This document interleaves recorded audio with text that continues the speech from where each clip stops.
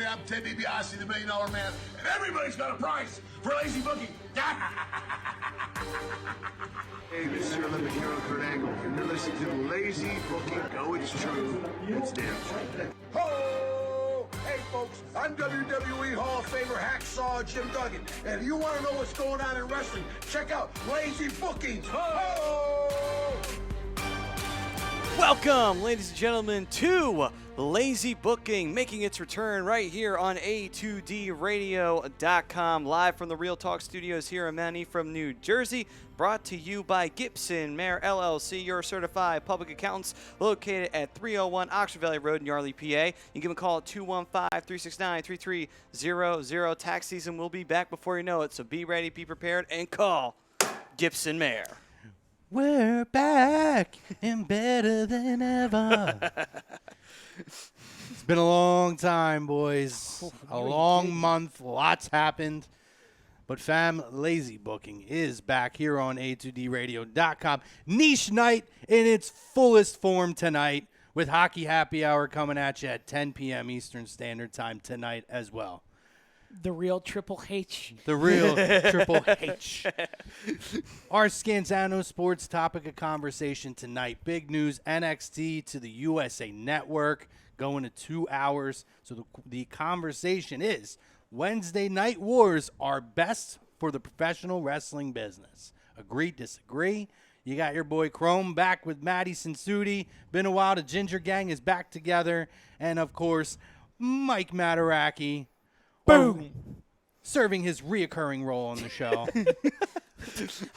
I'm like Brock Lesnar. I show up once a month. I'll tell you what. We got our Brock Lesnar. We got our Brock Lesnar sighting for the month, and the reuniting of like the Hardys or something like that. Listen, Brock's been around a lot lately. Brock might have more appearances in 2019 than Mike Mataraki over here. You know what? He might. At least from like May on. Yeah, I don't know. Mikey hasn't shown us the contract and the required dates that he promised he would make. Oh, wait a minute. He has it. He does have the contract. Right. And I'm not forking up the coin to get the additional dates on here. So we got Ryan Brodo over on the ones and twos. Fam, it's good to be back. This is our first show, I think, back on YouTube, correct? Actually, I think so, because I think it was still gone for that period of time that we were not. You were, boom, suspended. We are back on YouTube, so YouTube fam, looking forward to talking to you. Twitter, Instagram, Periscope, Facebook. We got a lot to talk about. Even you, Rosca. Yeah. I do have an interrupt. Uh-oh. So make sure. Whoop, whoop, whoop. All right, double check it. We're on the YouTube, so we're going to keep rolling. Keep rolling on the tubes. So, guys, big news this week. NXT to the USA Network. Yeah, that's huge, man. And then what was even funnier was when the internet exploded because they were worried Vince was going to take hands-on control over NXT, and everybody was pretty much getting ready to put last rites to NXT at that moment in time, which I thought was kind of funny.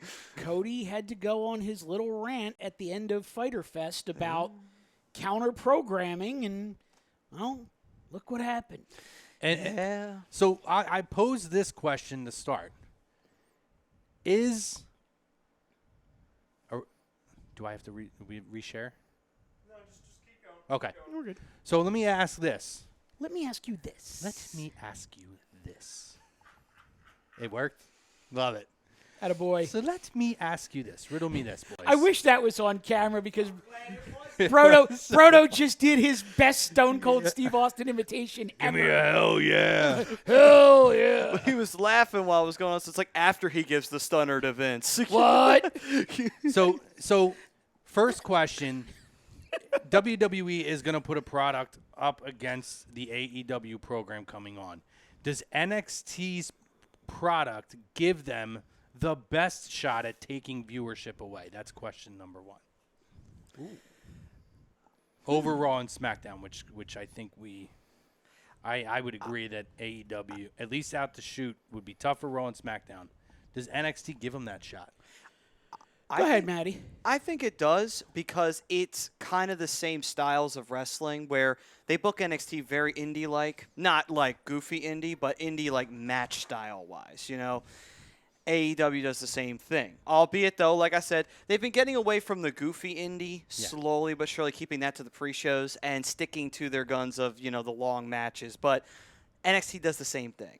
So I think it does give them the best shot. Whereas Raw and SmackDown, people kind of get, I hate to say this, but the crowd, especially the smarks, kind of get bored with the formulaic style that they've been going with SmackDown Raw, although they've been changing it up lately. But they kind of get bored of that. Whereas NXT, it's just like they can do no wrong. So it's like, okay, that does give them a real good shot of kind of kicking AEW in the gut. We'll see how they take that first shot. So I'm going to disagree with you. Okay. But for the sole reason that with this being on cable, they would have a much better chance at keeping the casual fans away from AEW by using quote-unquote main roster superstars. Mm-hmm. I feel like there aren't enough casual fans who know who NXT guys are, so to speak, that if they happen to come across AEW first, or they happen to, have bought Bullet Club shirts at Hot Topic one day and now suddenly find out that they can watch Kenny Omega on TNT, or, they were fans of Being the Elite on YouTube and now all of a sudden the Bucks are on cable. Mm-hmm. I think it's going to be a good competition, but I feel like, to your question, the best chance probably would have been main roster guys. Now, I believe they don't start on USA until after AEW starts on TNT. No, flip that. Flip it. Yeah, Oh, okay. They're starting on USA on September 18th, I believe. Yeah, something like that. Oh, 18th or okay. 19th. September 18th, and they don't. AEW doesn't start on TNT until October 2nd. Yeah. So AEW will have the second shot at it, whereas opposed to WWE will have the first crack at it. So, wow, can't get any more closer to the Monday Night Wars, can we? Nitro came along after Raw had already been established. Well, let me ask you guys a kind of a coming in the back door on this now.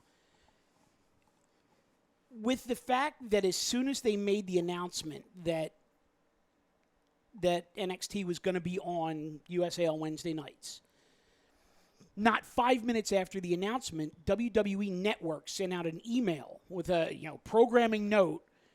NXT will still be available on the WWE Network in its entirety at 8 p.m. Thursday night. Are they basically just inviting viewers to go watch AEW on Wednesday and letting those viewers decide whether they like it or not, and still serving up NXT on a silver platter on Thursday nights? It's possible. I mean, that's definitely a possibility there. It also could be where USA didn't want to not have that extra block of time for WWE possibly, and they requested NXT since SmackDown's going to Fox. Could be that too. That's also a strong possibility. See, I'm going to agree with the poll question. In the chat, Andy says, BMS makes a good point. Do you really want to put a product like NXT with people only really diehard WWE fans will know about, but the casual fan knows nothing about, against a brand like AEW who's very mainstream? Maybe it's the verbiage he's using. First of all, casual fans are WWE fans. They're not AEW fans. And I would argue outside of Dean Ambrose, even a Kenny Omega, even a Bucks type of guy, the casual fan does not know them. They're more likely, outside of John Moxley, to know who Adam Cole is, Johnny Gargano, particularly. And I know we thought it was kind of cheesy when they bought up like a Ricochet and they bought up Aleister Black, and they really drove home that these are talents from NXT, and they had Ciampa and Gargano there. It's recent enough in the memory of the casual fan, and they can continue to do that on the main product, drive home that these guys were the future of NXT, and now look what they're doing here, with Ricochet and AJ, and the match quality that they're putting on, that the casual fan is familiar with NXT. I find it hard to believe that the casual fan would even know that Jon Moxley's name isn't Dean Ambrose. Right. So, to that point, and again, maybe it's just the verbiage he chose to use in making the point, I would disagree. I think that this gives a chance for WWE, because I don't think that the main product for the fans who are stale, because you're going to get your hardcore and casual fans. You could steal those hardcore WWE fans who are hardcore wrestling fans over to AEW, because they are familiar with the Bucks. They are familiar with Cody, who, I digress. Cody's obviously a name that WWE fans would know too. So let me take that. I didn't overlook him. But, they would know who a lot of these guys are, the Joey Janellas of the world, that there's going to be that curiosity over there. Okay, and that's fine, and I'm with you on that. But you're I don't know, a 28-year-old dude who's not a hardcore fan, but you know enough, and you're flipping through the channels on a Wednesday night. Are you stopping at Chris Jericho or Dean Ambrose, whether you know he's Jon Moxley or not, or are you stopping at Adam Cole and Velveteen Dream? It depends on how much you know. I mean, it depends on the type of fan. I agree with you. It does depend, but you do have a point there, Chrome, with the initial buzz of it, and also what's kind of how much viewership does TNT get over USA on Wednesday nights? That's another thing that you got to take into account, because they're going in on a primetime slot, so they may get a lot of viewership based on that alone. Because I also think it would be interesting. I don't mean to cut you guys off. Yeah. I think it would be interesting on certain like cable providers where the channels are located in their channel lineup. Ooh. Because it'd be pretty wild if you had like I know on mine at home, like USA Network is 823, and I think TNT is like 824. They're literally right next to each other. It's like the old days. Yeah. Flip a couple channels Go and you're right there. a couple channels and you're right there. But, to jump on that, kind of jump back into that too, it's going to depend a lot too on the product that AEW presents, because when you're on television, it's a lot easier for a fan who isn't familiar with talent to flip the channel, as opposed to, I've made this $60 commitment to a pay-per-view I'm going to watch. And what has been some of the critiques of the AEW shows outside of those main event guys That their in those last 3 or 4 matches? heavy. It's very top-heavy, and the first 2 hours of the show at points drags a lot to where I don't think these fans would stay tuned. What didn't help them was when they would do that, they wouldn't give enough explanation. They wouldn't give enough background to their wrestlers. It's like, listen, I get that you most likely attracted a live audience of guys who go to almost every indie show that comes down to Florida or to Vegas or wherever you were at the time. But it's like, it's not just them you're trying to get. You're trying to get the casuals, like you were saying, or the just WWE guys. They'd be like, oh, no, this product's good too. You want to get those guys. Or people who fell out of it, and you can grip them back by having a product that's like, wow, this is so different than what WWE is doing. Yeah. I like this. It's like, I feel like there was a lack of explanation for some of the wrestlers that people aren't necessarily going to know, like the former Super Smash Bros. No one was going to know that offhand and who let's they not were. Forget the fact that half, if not almost all, of their announcing team clearly doesn't know who half the wrestlers are either during the broadcast, which makes it very difficult to learn. Like, you could say that Cole has his things that annoy people, his coin phrases and whatnot. Vintage Orton. But whether it's over the top or not, it's boss time. It's boss time. But that vintage brings me back to 2003 SmackDown with him and Taz. But whether it's over the top or not, he really makes a focus on educating the fans on who these guys are. And that's something that AEW has sorely lacked. I mean, to me, I've said it and I will say it again. I think JR's time is gone. Well, it's not good. No, I was going to say, and I actually have a solution for AEW. Matt Striker. And I feel like, well, I don't even want to get into that because, I mean, that's just a grand slam. Honestly, it is.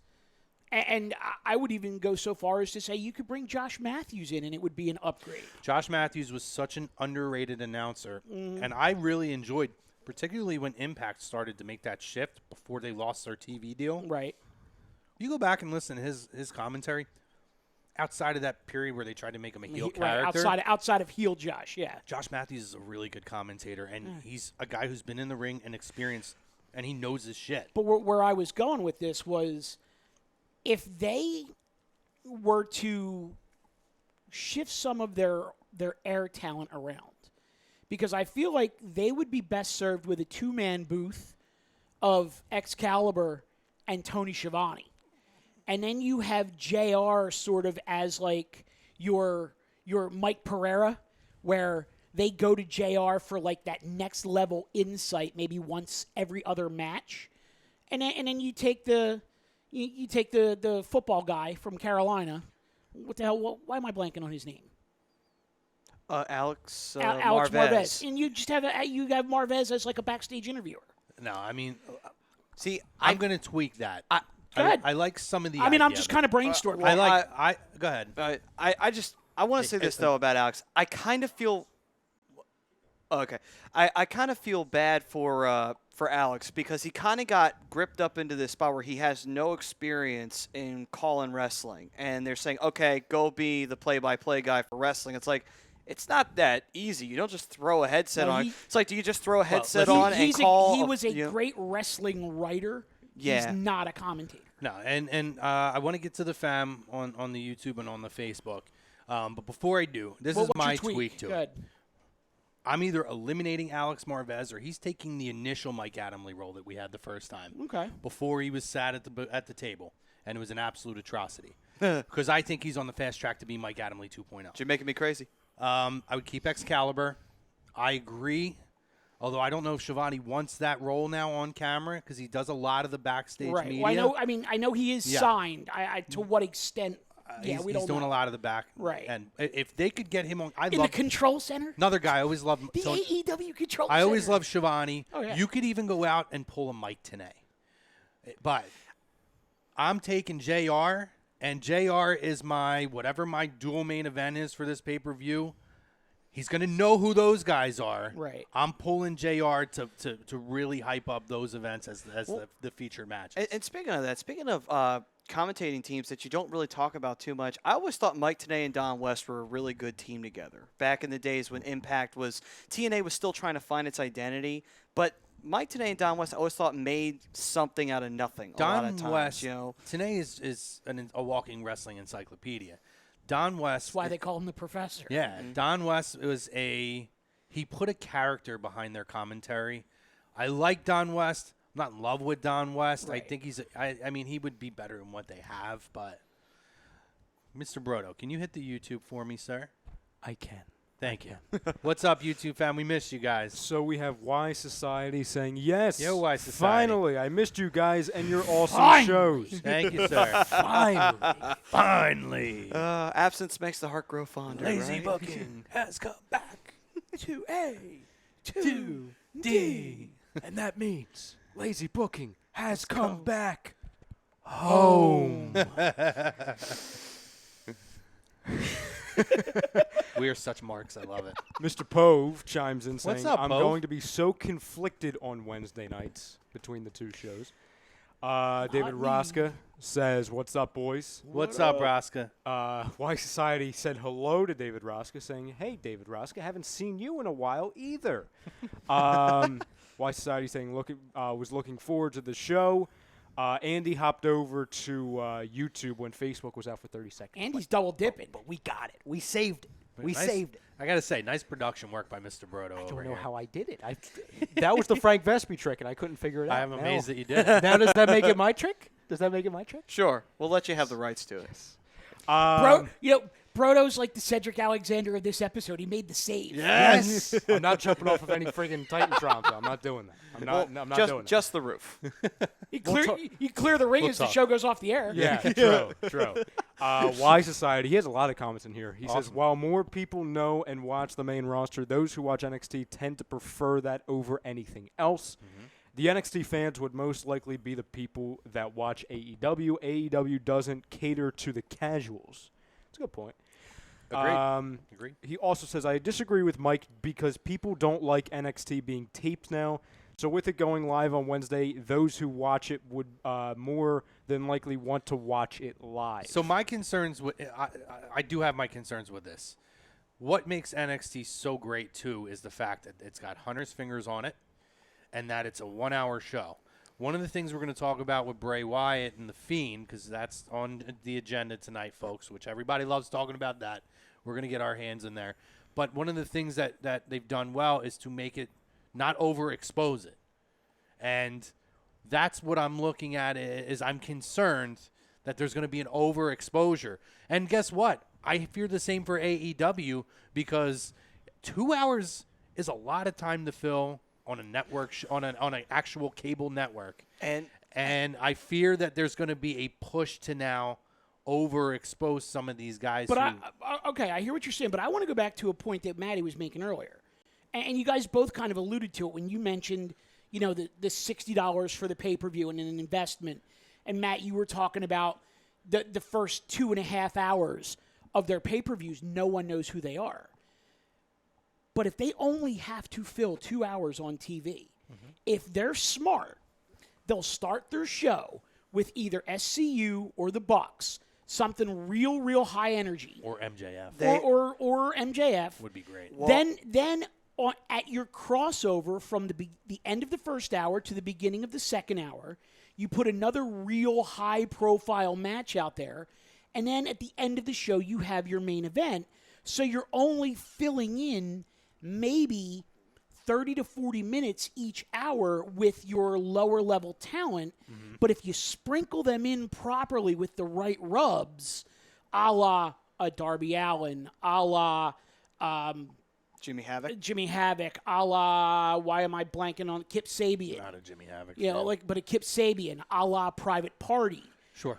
You'll start to build these quote-unquote unknown guys up a lot faster by having them in key spots on TV than in the second match of a pay-per-view. I mean, I did see this on an article. I don't know if this has been labeled as a rumor recently since I've read it, but I did see that the first match that they were going to have Sammy Guevara go up against Cody Rhodes. That is correct, actually. Okay, then. That would be their first TV match. Cody did not want a main event the first show. He wanted the opening match. And he hand chose his opponent, Sammy Guevara. Which is, I get why that's not a bad move on Cody's part, because it is kind of Cody's baby to an extent, because he does have booking side of things here. I could see why he wants to kind of take it into his hands and say, you know what, I want to try and get the show over and to begin it off with the very first match. You see Cody, and it's people like, I remember Cody from WWE. Well, I'm sure he and probably wants to do a shit ton of mic work, too. That too, but I think on top of it, he's just shaking his head. I mean, here's the thing, though. I do not, and I will say this, I do not like the fact that Cody has to constantly poke the bear. He doesn't have to do this. I agree with that The completely. smart thing for AEW to do is to focus on themselves. Don't care. WWE can do whatever they want to do. Let them be. We're just going to ignore them. It's like, hey, everybody knows they exist. You don't even need to say their names. You don't even need to even acknowledge them. Just do what you want to do. TNA went how long without ever acknowledging WWE? Yeah, they weren't competing with them on the same night, but they never acknowledged them. They just kept on doing what they were doing for a little while. Smart business on their part. Don't acknowledge WWE. I'm going to be honest. Cody and Sammy Guevara doesn't move the needle for me whatsoever. I just don't kneel. I would rather see an MJF who has already established himself.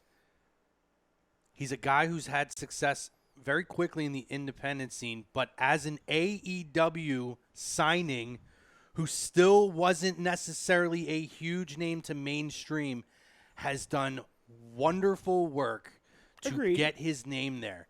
If I'm looking at it and saying, like, to me, that's the guy that's the future of that company. Well, and I hear you, and I agree with you. And you want to talk about mic work, throwing fire right in. But here's the thing. So what if this whole thing is a swerve? What if they're hyping up Cody versus Sammy as the first match of the first show, and their first show starts and all the pyro goes off because they said they will have pyro. Ooh.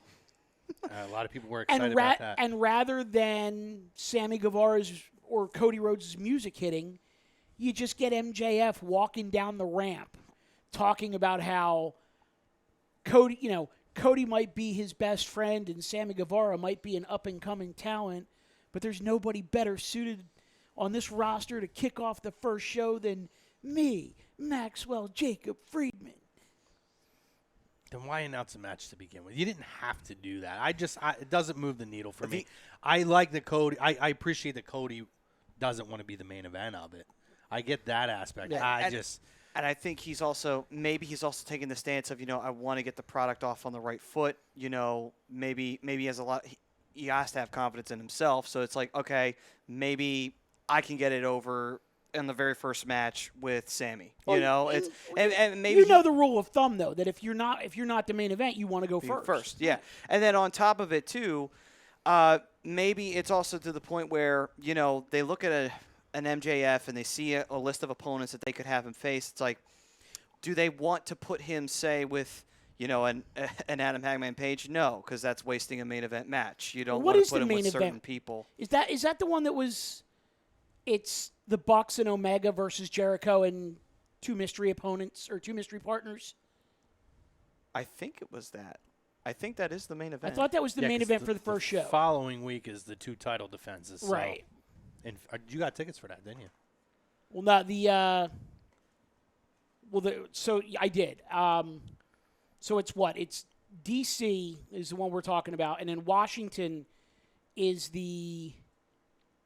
Is it the tag team title tournament or might be, or the ladies tournament, and then Philly, the main event in Philly is the first AEW title defense is the main event. Okay, which we don't know who it's going to be obviously until All Out, right? Which is in 2 weeks actually. It's coming up quick. Yeah, but I don't know. Just doesn't move the needle for me. I think it's a missed opportunity. But I digress. I'm sure it's going to be a great match. There's not going to be a lot though that moves the needle for hardcore fans, except the main events until they really get rolling. Yeah, that's true. Because also then they also want to establish, do you want to have like a special kind of division that gives you that exciting kind of matchup, like say a cruiserweight division or an X division or something like that, something you can call your own and say like, this is our thing, this is what we do. I think that's what they're keying on the whole brand to be. Yeah. It'll be interesting. I do believe, again, I'm not saying that they need to go to sports entertainment, but when they hit cable, they're going to have to tweak some things. Sure. Oh, yeah. Absolutely. I'm not convinced that they are, though, and that's my concern. I want them to be successful, but I'm not totally convinced. Like you talked about Cody shooting his mouth off, and I love Cody. But he doesn't have to talk. They seem like they just are going to run, and I thought it was going to be a little bit different, but it seems like it's going to be a glorified indie promotion with some big names. I hope it's not that, and we're going to see. But I think that the other question, obviously, we were going to jump into, is this going to spark a golden age in pro wrestling? I do. I've been saying that NXT essentially is the third brand now.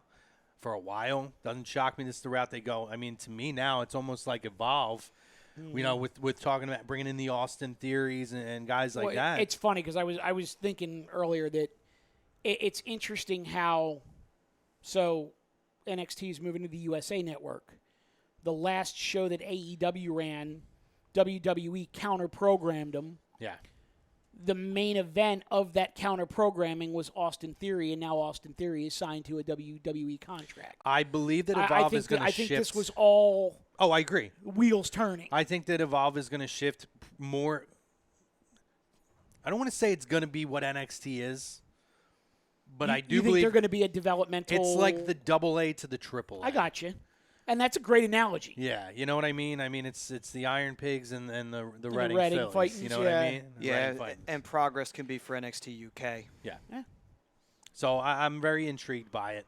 But I do think this is going to kick off a really good era that's going to bring a lot more well-deserving talent on both ends to the forefront. Let me ask you guys a question, though. So if we believe, and I think we have every reason to merit these thoughts, if we believe that we are going to see a lot more involvement with Evolve and Progress. Does AEW try to build the partnership Sure, they should. with New Japan? It would be, Because New Japan won't work with Ring of Honor anymore. maybe Kenny Omega and Chris Jericho are still in good graces over there. Moxley still works for them. It seems like a natural fit. I mean, if but not, they'll I mean, look at it this way. go ahead. I mean, you can build up the relationship with NJPW. You can also, if you want to go that route, you can try and build up a relationship with Impact or ROH or one of the smaller promotions. ROH that bridge is burned. Basically All In was an ROH production that Cody and the Bucks took credit for and then turned around and went to Tony Khan and started their own company. Yep. So that ain't happening. That Ring of Honor bridge is burned. But, I mean, you could look at an Impact. You could talk to them, see, like, hey, would you guys want to do, like, a crossover show here or there, get some publicity for your guys, and then at the same time, we continue to affiliate ourselves with other companies in America. You could go to places like CZW and say, hey, who you got as a wrestling talent, like not necessarily hardcore talent, but a wrestling talent out of your dojo. Did you see Impact doing like an invasion angle on AEW? Although this would be a little bit better because you would have access to a little bit more star power than you did during the original invasion angle, because everybody else stayed at home and got paid. I do believe, though, I know the bridge is burned, but I think Ring of Honor is really going to suffer from everything that's happening right now. Absolutely. If I'm Ring of Honor, I'm licking my wounds and I'm being the bigger man and reaching my hand out at this point. Well, okay, fair point. But if I'm Ring of Honor, before I do that, I'm going back to Billy Corgan and saying, okay, Billy, listen, not real sure what happened here because 3 months ago everything was fine, but let's try to make this work. Let's figure this out. Because I think they have an opportunity for faster growth tied to the rebirth of the NWA. Than they would being a second fiddle to AEW. I mean, to be fair, they had Marty Scurll face off with Aldis for the World Heavyweight Championship. And apparently that was the beginning of all of the shit hitting the fan, though. Yeah. But at the same time, too, they had the NWA World title featured there on multiple occasions. Flip Gordon faced off with Aldis once. It's like it's been a fixture for a while in ROH programming, even going back to when they first showed up. Right. So it's possible that relationship could get, brought up. I got one more question before we move on from and start hitting Raw and SmackDown. But I do want to get to the Facebook fam. Not ignoring you guys. Love you. We're getting to you. Mikey Klinkoff says, what's good, boys? What's up, Mikey? He'll be with you guys 10 p.m. on Hockey Happy Hour. Most handsome man in internet radio. The real Triple H. John C. Danzo, audience. welcome back, boys. We missed this show. Miss you, brother. Andy Ritter, my dudes, what a bunch of bums. Shut up. Clinky says best in the biz. No notes. Andy Ritter also says, so who am I arguing with tonight? We'll find out. Yes. The answer is yes. Yeah. Yes. Because if there's an argument, he'll find it. He's going to find it. Kevin says, what's up, fam? What's your take on the Angle siring the Lesnar UFC pot? We actually talked about that on AM and the PM last night about Angle kind of floating out there that Lesnar might be interested in a match with John Jones. And oh, yeah, we've talked about I think we all kind of said, Jones ruins him. I mean, I don't think there's a lot of guys right now that can't beat Brock at this point, but I think Cormier would have ruined him, too. So, yeah. At least with John Jones, that'll be a hell. I mean, Cormier would have been, but John Jones and Lesnar, two guys who a lot of people love to hate and would make a hell of a lot of money. But is this the Brock Lesnar, normal Brock Lesnar, or is this Brock Lesnar on rocket fuel? Because there's a difference. Oh, we had an entire discussion last night about a completely unsanctioned UFC card. Boiler room brawl. Legitimately everything takes place in the octagon, but they don't drug test any of these guys. All they do is weigh them, and as long as they make weight, it's lights out. Jesus, it's unsanctioned. It's like dog fighting. Just throw them in, juice them up, Well, and throw them in. Because Ryan and Greg were both convinced that none of these guys can pass a drug test. Well, I said, well, screw the. I don't know that I disagree. I was with just that. saying, I said, everyone's convinced we'll of that. screw the drug test then. Just make them, have them make weight, and if they make weight, boom, you go. And forget about it. It's a fight where not only the drugs are accepted, but it's promoted. What state's going to allow that, though? Doesn't matter. It's unsanctioned. So since it's not sanctioned, would they put in ads for like human growth hormone and other PEDs? But wait, there was an undercard too. Oh, I was gonna say ahead. you can have the fight if you don't know what area, just put it in parts unknown. You don't know. Right outside of Dudleyville. Death or Valley. outside of Death Valley. Yeah. Are we gonna have like that brand of fertility drug that Golden Tate took? And have them sponsor the first fight. Well, maybe you could bring Roman in, and I'm not talking about Roman Reigns. And then you can have for the specialist doctor be the doctor that got thrown in prison for injecting all those steroids into the wrestlers. it's Dr. back Shelby. Dr. Shelby. Oh my God. But so wait, who was the undercard on that? Because it was Brock and John Jones. Well, I want Khabib versus Nate I would Diaz. say Khabib and Nate Diaz. Because I am convinced that doesn't even get to a fight because I think a war breaks out before that even gets in the cage And then between it was- the Diaz brothers versus the Russians. and then it was Connor and who?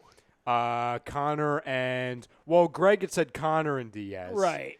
I'm fine with Connor. And who's the guy he beat in like 10 seconds? That's actually rumored. Oh. The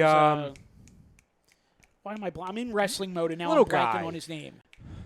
the one that Connor was calling him his child. Screw this. It's Yeah. all unsanctioned. Just throw Yeah. him in with the old guy who challenged him back to a fight. Call it a day. That'll be your pre-show. Hey, And I want Enzo in there against the Long Island Bagel guy. And before the or Joey injury, Janela so they can actually fight this time and not, puss out. Greg also says Jose Aldo. Oh, Jose That's Aldo, it. okay. I would have been a big fan because it's the only way you're able to beat her. It's a 2-versus-1 handicap match in the UFC ring. It's Amanda Nunes versus Holly Holm and Ronda Rousey. But Ronda Rousey's not going to be available. Well, Well, yeah. what'd you say? Yeah. Fortune 4. That's a straight-up shocker right now. She's walking around with the shocker right now. Oh, and by the way, we have to have like an old-timey throwback match. We got to have Ken Shamrock in there versus against Tito Ortiz and just throw it way back in the day and see what the Or hell you happens. could go Ken Shamrock and Dan Severn. Yeah, then you even go further back. Greg says Diaz and McGregor 3, DC and Stipe 3, Khabib and GSP was the rest of the card. All right, here we go. Oh, and don't forget Data 5000 and Kimbo Slice have to be a God. part of this too. Oh, I mean, Kimbo's dead, but we could dig him up. Why not? Why not? Yeah, why the hell not? Could we do audio animatronics? Here we go with the audio animatronics. And then I That's told you- 5. That's 5. I told you I'd get that into a show this week. It's a long story. You had to be or, there. or you can have You had those, to be there. or you can have one of those holograms and just Same thing. Kimbo It's like the in there. Michael Jackson hologram from the concert. Remember that? Like 2009? Remember that? Yes, It was I like one do of the first remember YouTube that. videos ever. Michael Jackson showed up as a hologram. That's phenomenal. That was yes, I remember that. We could do it. Why not? Yeah. So we just booked an entire unsanctioned MMA card. We want our money now. Thank you. If you guys at home buy enough A2D merch, we could do it. Yes, Yeah. get on We the could do merch. it. Let's go. Well, that's like the main event of the first AEW card will be like Bret the Hitman Hart versus the hologram of Owen in the match that we truly never got to see. But Sorry, too soon. But here's the thing, though. If we're gonna do It's that, only like 16 years later. hold It's too soon. on. But if we're Gotta gonna get to do a that, solid It's 20. actually, it's more. It's here's the 20 thing, though. years. If we're going there, Owen goes over. Oh, absolutely. Owen completely goes over. By the way, Why Society asked David Rosca, "Hey David, do you still like Mandy Rose?" Here we go. He's just checking in. Wait, can we do this for a second though? Okay. Because I'm pretty sure that all of our allegiances, female-wise, have changed since we last met. Because I now, and you guys know this. Oh. I am full on the Charlie Caruso bandwagon. Oh yeah. I've been seeing those messages you guys have been tossing around in the group. I'm yeah. on. This is tough. I'm still on the Peyton Royce train. But I gotta say, cart number 2 riding up pretty close is Charlie Caruso. It's iconic. Iconic. See, I'm in a predicament. Okay. I'm in a predicament. It might be Alexa You again. got a little situation going Yeah. on over there? It might be. It's Uh, either her or Carmella. I'm letting Chucks have her. Yeah, out of respect for Chucks, yeah. I mean, it's Shame on me. freaking infinity pool. That Well, he's who's the swimming in. Catanzaro? Oh, Katie Catanzaro. Casey Catanzaro. 5'0", 95 pounds. They did show her on American Ninja Warrior this week. Something big happened with the women. They showed a clip of her. But they also, so there's apparently an independent wrestler who's now doing that, and they talked about how they kind of both did the flip-flop where she went from American Ninja Warrior to wrestling, and he's doing vice versa. He's still he's only 19, but I'll have to get his name. I forget his name. But anyway, is he a Sem or something like that? So what's bigger? Oh, God, here we go. Oh, I don't know where this is going. Bobby we're going Bobby from the Lashley's ladies. package or Casey Catanzaro? Oh, probably Bobby Lashley's package. Yeah. No and, doubt. and if you didn't see those pictures floating around out on the internet, Well, look at them at your own risk. Wait, Greg My- says, did we hear the man news? What? No. Greg? what did Becky do? Wait, that she's dating Seth Rollins? I didn't know. I mean, that is news, right? Yeah.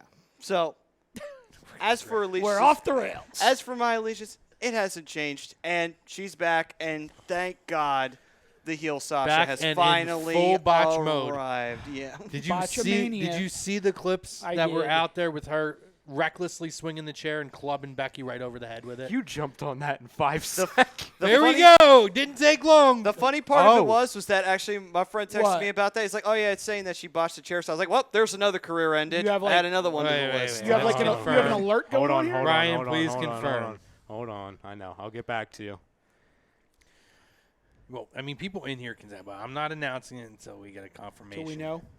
This is A2D 100 News Team. That's terrible news, by the way. I know. This is not good.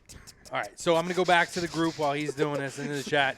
Ritter says, I'm going to agree for now. The poll question, it can be really good or it could go really bad. John C. Danza, they were talking about when we froze early in the show. Did it happen? Hold on. Raska says, what's up? Okay. What happened? The man and the man's man are now engaged. So who takes whose last name? I'm 'Cause sure wouldn't that'll you be a think that the storyline. man's- By the way, man's congratulations. So Seth really Lynch? disappointed. I don't know. It doesn't have the same ring to it. I'm going with it. Becky Rollins? Nah, I'm going with Seth Lynch. 31 minutes ago, they're on a beach somewhere. It looks like off the coast. Wait. I I'm feel calling- like I know that beach. I'm calling bullshit. It's storyline. Happiest day of my life for the rest of my life. Heart emoji, ring emoji, heart emoji. I'm calling bullshit. It's storyline. Seth is a coxman. Don't let him fool you. We know this. Listen, Colby Lopez, you're not fooling anybody. Get out of here with that nonsense.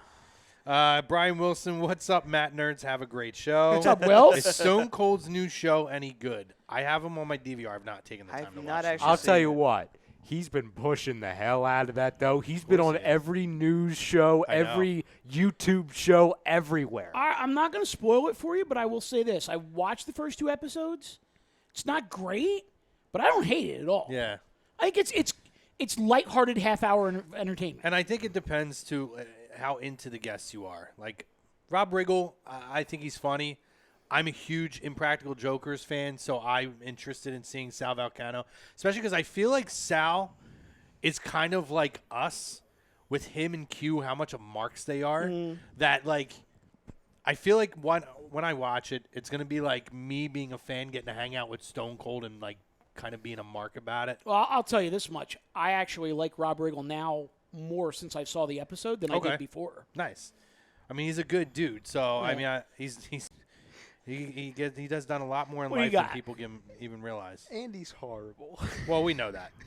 We know that. I'll get to it. Yeah. Is it on the chat on the YouTube or the Facebook? It's on Facebook. All right. So I'm running down them now. Go ahead. John C. Danzo, will this mean more talent will be pushed to NXT now that it's 2 hours, or will talent get buried? Thoughts? I'm just going to answer it quick. If you guys want to jump in something real quick, I think it's both.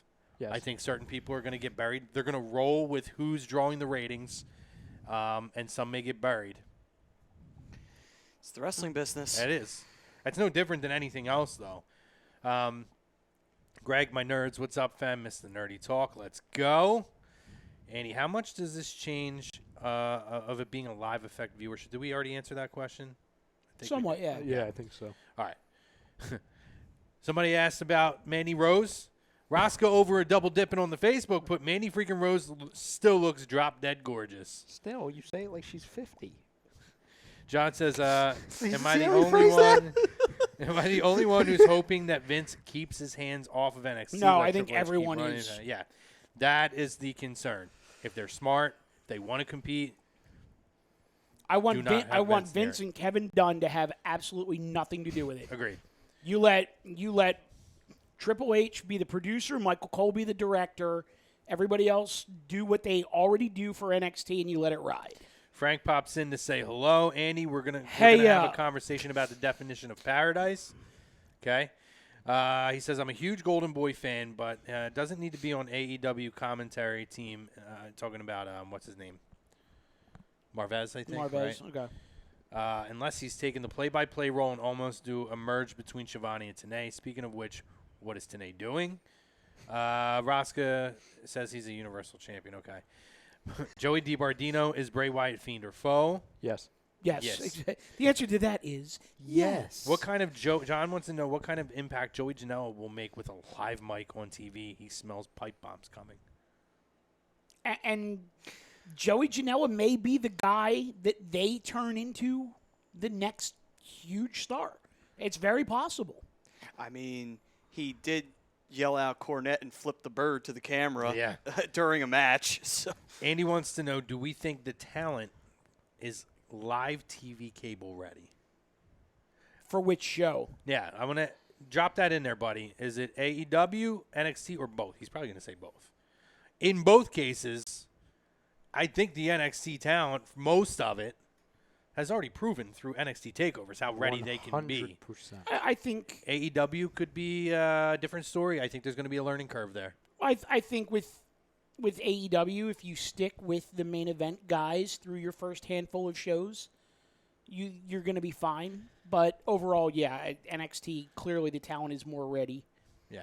We're dropping more fights into the UFC unsanctioned card, guys. Oh, John C. Danza wants to go back and have another Ken Shamrock versus Dan the Beast Severn match. Oh, he and I were on the same page on that one. Nice. Greg said, well, we might as well add Chuck Liddell and Randy Couture. Jeez. But they're buddies. They were just on Celebrity Family Feud this past week. Like they hang out lost now. to the Bellas on Celebrity Family Feud last Sunday. While we're at it, we might as well put in Chael Sonnen. Oh. He's You're still not a fighting. Chael guy? I am, but the shtick doesn't The work. bad guy? He's losing fights over on it's not Spike TV anymore. What the hell is the network called? Universal?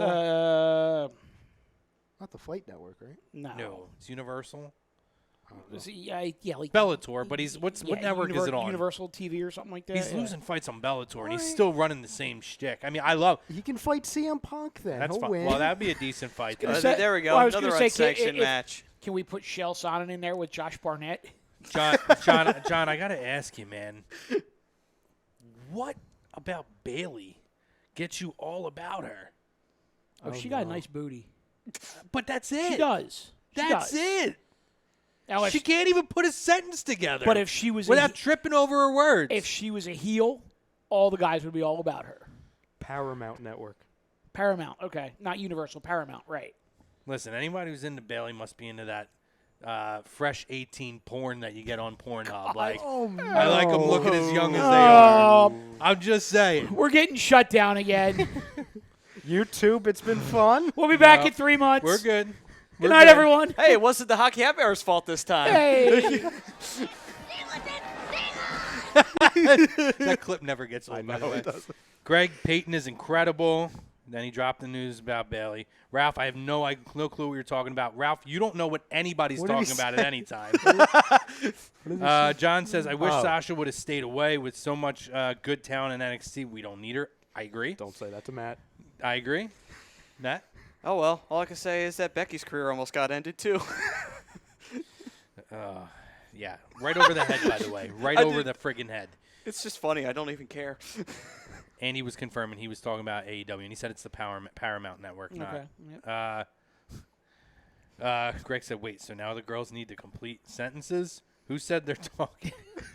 See, I didn't take it to that level. That's a good one. Didn't take it to that level. Way to go, Greg. Well played. Well played. Do we have anything over on the tube? So wait, I'll just say this while he's bringing that up.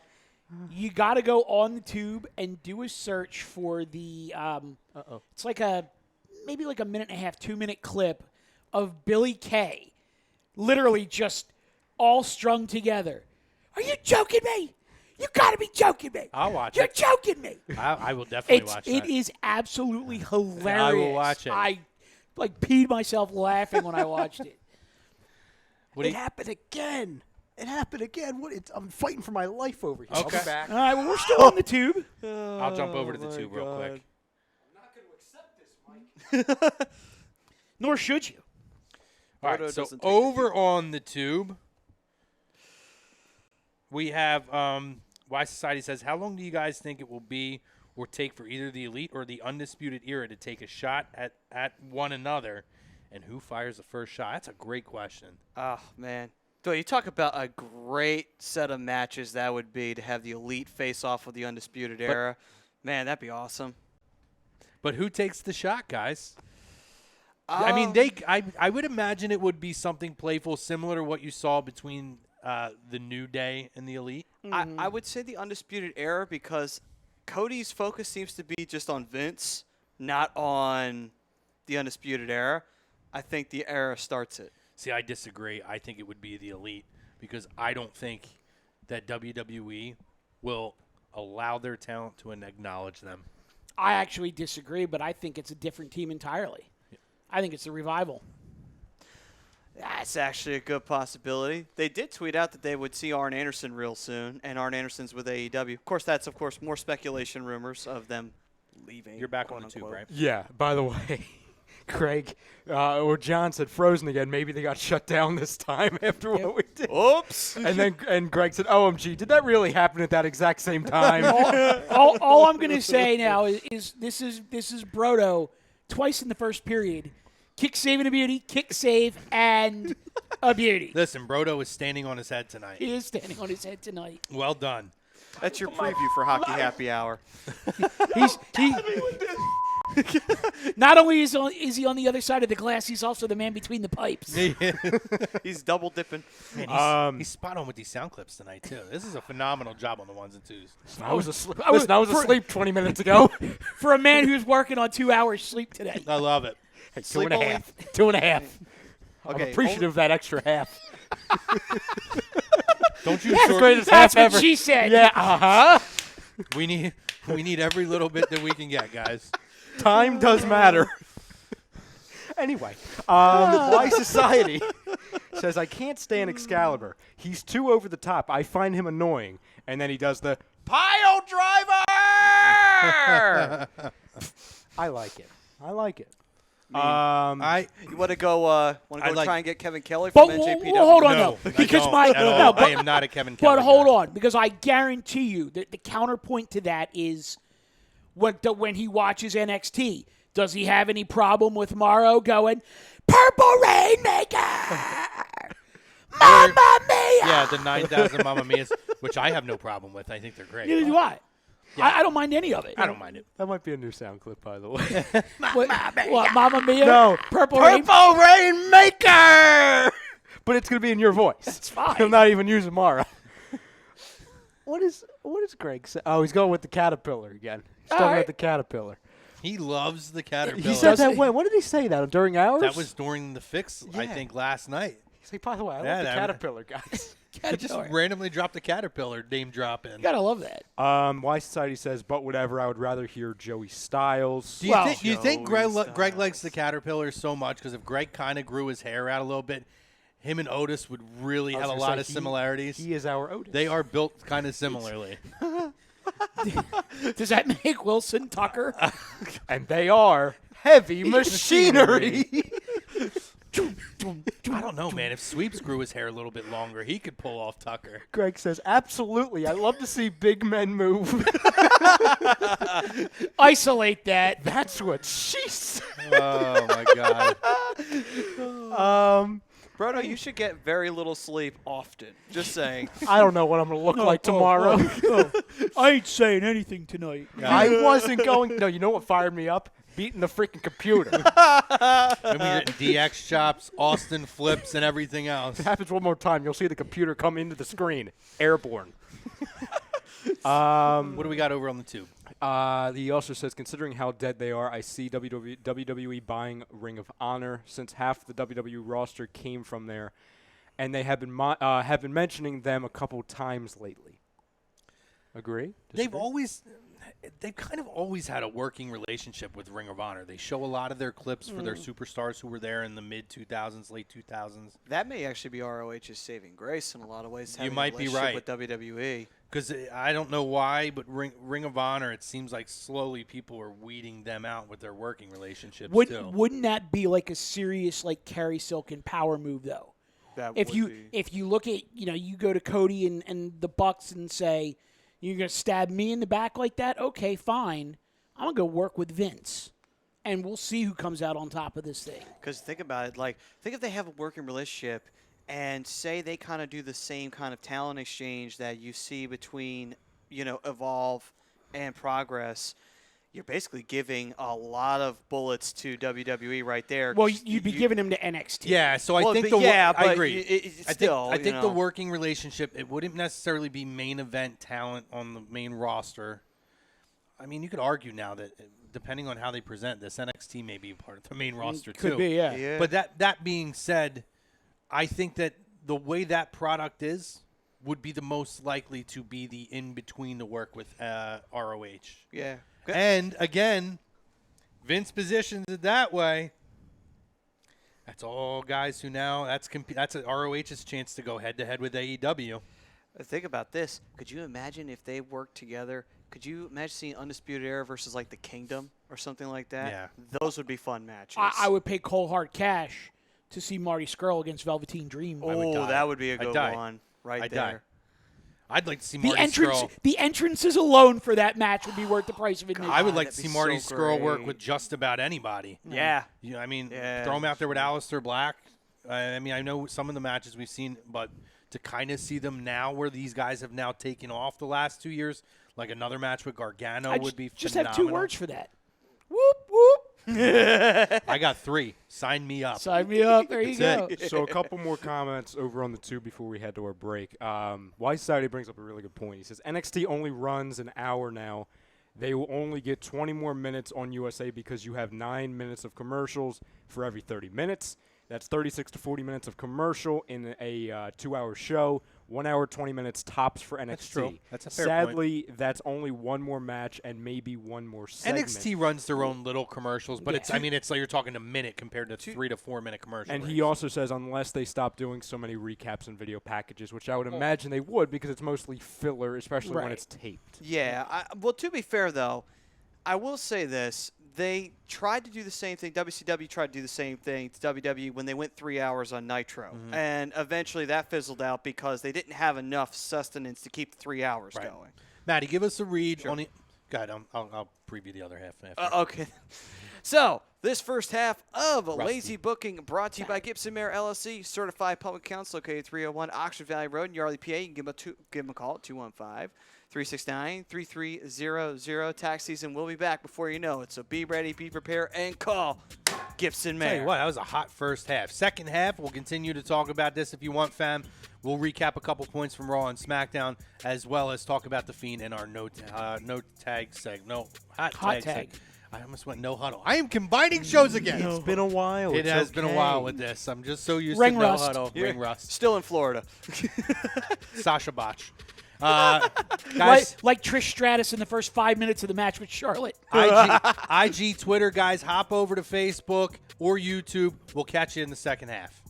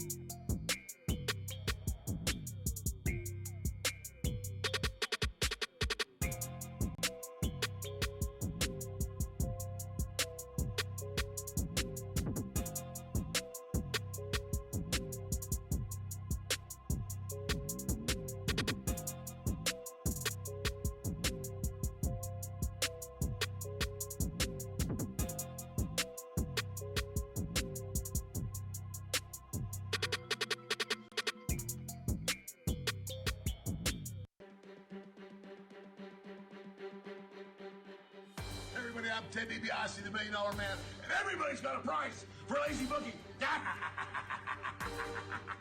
Hey, this is your Olympic hero Kurt Angle, and you're listening to Lazy Booking. Go, it's true. It's damn true. Ho! Hey, folks, I'm WWE Hall of Famer Hacksaw Jim Duggan, and if you want to know what's going on in wrestling, check out Lazy Bookings. Ho! Welcome back, ladies and gentlemen, to Lazy Booking right here on A2DRadio.com. Brought to you by Gibson Mayer LLC, your certified public accounts located 301 Oxford Valley Road in Yardley, PA. Give them a call at 215-369-3300. Tax season will be back, so be ready, be prepared, and call Gibson Mayer. Lazy book. No, Matty, that was great. You give him the 3300. That was impressive, buddy. I like it. Yeah. Well done, sir. Thank you. Well done. I forget what I was going to say now. Thanks, Mikey. Sorry, dude. He was like channeling his inner Arn Anderson with the hand gestures. We're back, fam. Lazy Booking. Niche night here on A2DRadio.com from the Real Talk Studios. Our Scanzano Sports topic of conversation. What's being coined as possibly the Wednesday Night Wars is what's best for pro wrestling. Agree, disagree? We'll continue to talk about that. That was a hot conversation in the first half. We're on the YouTube and on Facebook right now. So if you made the jump from Twitter and Instagram Periscope, we appreciate you. We're looking forward to continuing to have that talk. Greg Ward. We will transition now There's a chance. into Raw and Smackdown. One of the interesting points that we talked about previously, prior to going on the air, interesting that Raw since SummerSlam has seemed to step its game up big time. No surprise, I guess, with Paul Heyman running the show. Mm-hmm. I felt like this week's Raw, and it was a conversation I had with a couple of my buddies, it felt like every match was meaningful. You know, they have the King of the Ring tournament, or it progressed a storyline.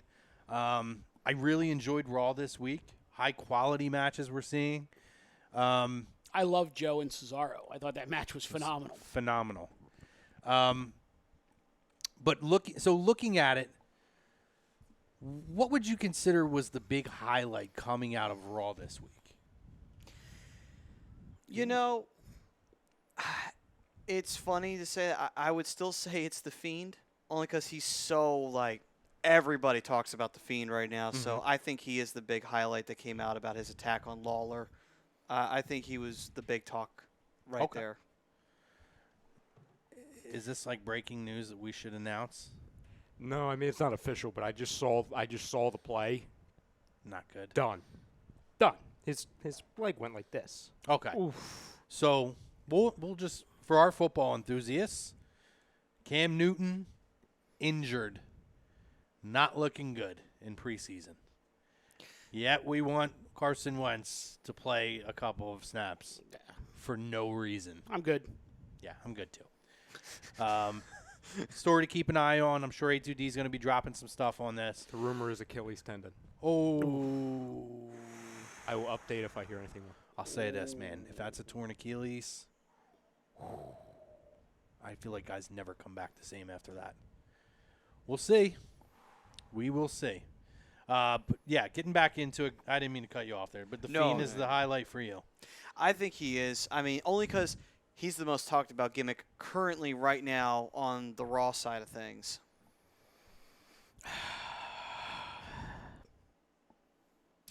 So, all right, I love the Fiend attack on Lawler, but I think for me, my favorite part of Raw this week, with the caveat that I watched it in 4 parts over the 3 days since it aired, I gotta say it was the Becky promo. Yeah? I do. Just the fact that, I mean, realistically, everything she said was, shoot, it was true. But it all fits perfectly into their storyline. It does. It fits the character perfectly. Yeah. And so I thought that was the perfect blurring of the line between, you know, the storyline and the reality, and no surprise it comes from Becky. Yeah. I could have done without, and this isn't on Sasha. I could have done without that, the way that was presented. I think we talked about it. It's just so typical lazy booking and pun intended. Pun intended, yeah.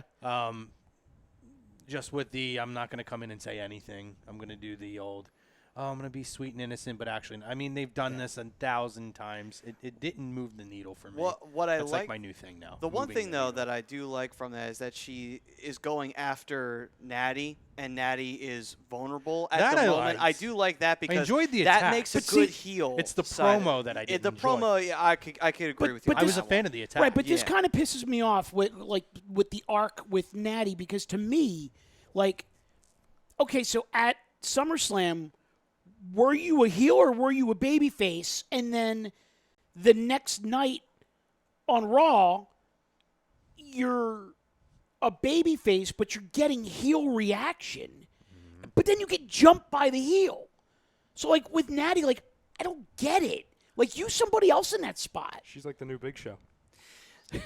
To be fair, though, in that whole You ain't wrong. To be fair, though, in that whole program, it's hard to with that whole Becky and Natty program. The way they were running it, I'm like, who's the heel? Who's the babyface right now? Oh, that's what I Like, mean. Yeah, like that whole program was like that, and it's like, okay, Natty's supposed to be a hero because she's from Canada, but she acted very heelish during this whole program. Becky also acted like a heel during this program, although they've been booking her kind of like a tweener in a way. It's like, okay, what are we doing here? Are we just shooting the breeze here with this title match? And that's exactly what they did. And on top of that, it completely backfired on him because you had a situation where Sasha Banks was beaten down on Natty, And and the crowd was chanting "Thank you, Sasha," after Natty was talking about her father. You understand? And the crowd, so all the way around, it's like, oh, that's not what we want. I don't think it was the wrong person to put in that spot. I think. I mean, I enjoyed the beatdown aspect. I agree with you. I don't get what's going on there. This is like a sidebar, unrelated and maybe off the tracks. Watching them two at SummerSlam with their attires was like watching two people perform S&M in the middle of the ring. Here we go. The leather and studs all over the place. It was way too much leather for me. Shut them down. I felt like it was Shut so 'em hot. down. I felt like it was a really hot attire. They had to be really sweaty. This is really uncomfortable for me to watch. You know who it should have been? Tell me if you agree with this. In the role of Natty, should have been Trish Stratus. No, because I liked what they did with Trish and with Charlotte. Maybe could have did Alita if you want to really dive back into the rabbit hole. But I was just gonna say because they were still in Canada. She says her goodbye, and then you put Trish Stratus in like the Kurt Angle role to where her send off, and not her, Kurt Angle's been on TV ever since, but Kurt Angle's been in the role where he says goodbye or whatever, but then someone comes out and attacks him, thus putting that person over. Now people would automatically think, oh my God, is it going to be Sasha versus Trish? And maybe that's something WWE wants, just as a storyline discussion, something that will never happen, but just keeps the fans in tune with it. You know what I'm saying? It should not have been Natalya. It just should not have been. yeah, I mean, I don't really know who you could put in that spot. They have not done a really good job at developing a lot of the women's division. Yeah, because the thing about it is after Natty, it's like, who else do you have? I mean, you have Like, Ruby Riott can't come back fast enough for me. yeah. And then besides that, you only have Nikki and Alexa who are kind of working babyface-like with the tag team titles. It's like they're the tag team champs. So what are you going to do with that, I could give you a name if you wanted to dig into the nostalgia wagon, and you would have had to have thrown a ton of money at her on a one-shot deal because of a lot of things that have happened in the past. But in Toronto, you could have gone and gotten Gail Kim. I think that bridge is burned for whatever reason. Well, that's though. why I said you'd have to throw a ton of money at her. I mean, I'd love it. And she just recently took a shot at WWE for wasting their Japanese wrestling talent in the women's Yeah. division. What they're doing with Asuka and Kari. I don't get it. I mean, I don't even think they should be a tag team. I think Asuka should be an absolute killer singles wrestler. I agree, but I don't hate them as a tag team. I actually think their dynamic works well together, but they're jobbing them out the same way they did with Asuka when she was a single star. Well, They come in and build them up like these girls are going to be the next tag champions at some point. It's only a matter of time. I have the best gimmick for them, though. What's that? So you have Io Shirai come up to the main roster. She joins up with them. They turn on little pirate princess, and then they turn on Paige. And Asuka and Io Shirai go full-on heel Japanese tag team. You know, interesting you brought Paige up. We're going to go back into the Wayback Machine from 2 weeks ago. Interesting point with Edge. Well, and Paige. More Edge than Paige, but they're saying it could be both of them. Right, so not even Go diving ahead. in that. For her, it's speculation. We've visually seen now Edge get cleared to do some kind of a physical move, which if you listen to his podcast, you know, he essentially did not close the door, which is very interesting to think about, and I do think that gives people like Paige hope, which ironically enough, you see Paige is getting another neck procedure done. I mean, and that could just be coincidence or whatnot, but, you know, we are starting to see them 2, 3, 4 years down the road when these people heal, starting to reevaluate certain situations. I mean, I don't need Edge back full time. I don't even need a short run. If I get one more phenomenal Edge match and let him go out his way, I'd mark the freak out. Who do you want it to be against? If you can have one more Edge match at WrestleMania, who is it? Because this is like now the Undertaker thing. You know what I mean? Like if we're only gonna have a handful more AJ matches. Styles would be phenomenal. Seth Rollins. Would AJ Styles really be phenomenal? The phenomenal one. Jackass. Shut up. I know who I'd want it to be against. Boom, boom, ba-dum, bing. I'd want it to be against Randy Orton. I've seen it before. Rated R. The rated RKO implosion. I've seen it before. What about John Cena? Seen Seen it before. before. Classic rivalry. They'll never, particularly with where But Cena's at in his if career. he comes back for one last match, doesn't it have to be? It's either got to be to put somebody over to the moon that needs it, or it's got to be to end a rivalry from the way back. But him and Cena way back ended that rivalry. Him and Orton ended that rivalry. I'm looking at. I don't even know it has to be a guy that would be pushed to the moon who needs it. But there are guys who are dream matches that we've never seen Edge work with. I'll tell you exactly what would happen. I believe if he came back, that he'd come back for 2 matches.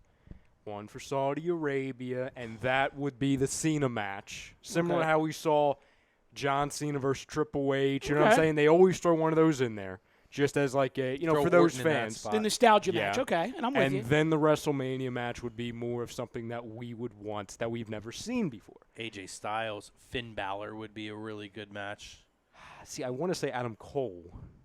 That would be fun. I just don't know. I feel like don't Adam Cole know. might be a little bit too small Yeah, in that. Kevin Owens. that would be fun. Do you think that they would ever do the Battle of the Spears between him and Roman? Ooh. Possible. That's good actually a really good one. Well, make it a triple threat. Let's throw Goldberg in there too. Hey. Goldberg has to go over, though. Yeah, of course. John C. Danzo says Edge versus Christian. Build it on the WWE show. Just thought. I don't think Christian will ever get cleared again. No, I think Edge will. Christian won't. Yeah, he's had way too many head injuries, concussion injuries. They'll never clear him again. Their missed opportunity with Edge and Christian was WrestleMania 26. Yes, 100%. Where they could have put the belt, they could have switched the title off of Jericho and put it on. Well, this could have been their first WrestleMania cash-in. Yeah. They could have had it where Christian wins the Money in the Bank, Edge defeats Jericho, Christian cashes on in, Edge. Yep. and guess what? Now Christian is that instantaneous main eventer. He didn't have to wait for Edge to, unceremoniously vacate his spot so he could get the hot push then. Right. You know, That's a match I would have loved to have seen with those guys at that peak. it would be Owens, by the way. For you? Yeah, the Canadian thing, the promos would be good. The match would be very good. I think Owens is the one. Edge was like one of his idols growing yeah, up. yeah. Yeah, I mean that's a great name. I mean, I would buy into that. Again, what did I say before? Sign me up. Sign I'm you in. up. Yep. That. Take my money. Yeah. I mean, I really would love to see him and AJ work together, though. Yeah. That's one of those. I mean, I'd love to see AJ work with a lot of people, but Well, although interesting swerve here.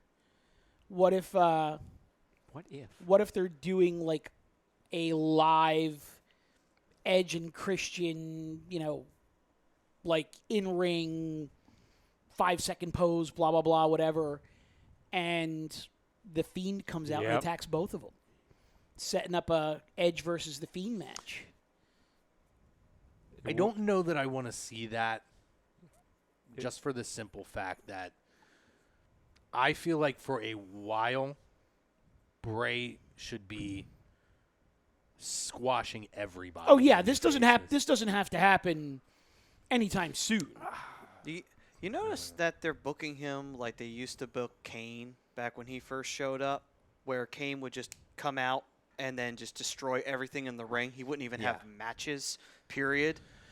Well, let's transition into the Fiend. Although let's real quick, let's not mention we have new tag team champions, Seth Rollins and Braun Strowman. Which, by the way, did you know Seth Rollins is now a Triple Crown double title champion?